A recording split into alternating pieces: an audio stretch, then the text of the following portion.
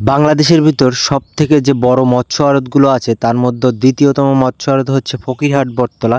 আজ সেখানেই চলে আইছি আমি। তো বন্ধুরা, আজকের ভিডিওতে সবাইকে স্বাগতম। আশা করি সবাই ভালো আছো। আজ আমরা আবারও চলে আইছি কিন্তু ফকিরহাট বটতলায়। আর আজকে কিন্তু এখানে আমরা প্রচুর পরিমাণে মাছ দেখব এবং সবাই সম্পূর্ণ ভিডিওটা দেখতে থাকো।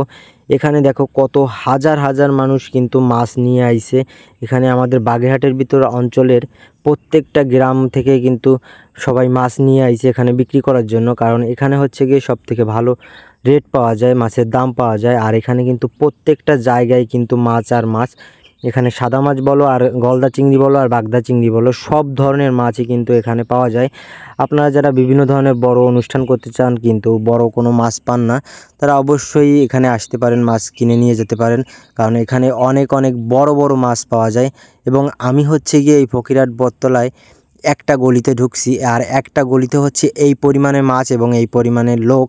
এবং এখানে এই আড়তে প্রায় 6 থেকে 7টা গলি আছে যেখানে হচ্ছে গিয়ে মাছ কেনা বেচা হয়। আর এখানে দেখো বড় বড় যে রুই কাতলা মাছগুলো আছে এগুলো কিন্তু সাজিয়ে রাখা হয়েছে। এগুলো হচ্ছে ডেকে বিক্রি করা হচ্ছে। এখানে দেখতে পাচ্ছ ছোট ছোট কাগজে লেখা আছে, ওইটা হচ্ছে মাছের রেট। আর এইদিকে হচ্ছে এই ঘরের ভিতরে এই বিশাল সাইজের দানবের মতন এই পালাপুরিনটা হচ্ছে গিয়ে মাছ মাপার জন্য ব্যবহার করা হয়। প্রত্যেকটা ঘরেই কিন্তু বটতলায় এরকম বড় বড় সাইজের পালাপুরিন আছে এই মাছগুলো মাপার জন্য। এবং এখানে কিন্তু যত সময় যাচ্ছে ততই কিন্তু মাছের চাপও বাড়ছে এবং এখানের মানুষের কিন্তু একটা আয় রোজগারের একটা ব্যবস্থা হয়েছে। কারণ কি এখানে অনেক অনেক মানুষ কিন্তু ফকিরহাট বটতলায় কিন্তু আড়তে কাজ করে এবং তাদের পরিবার এই টাকাই চলে। ধন্যবাদ সবাইকে, ভালো থাকবেন, সুস্থ থাকবেন।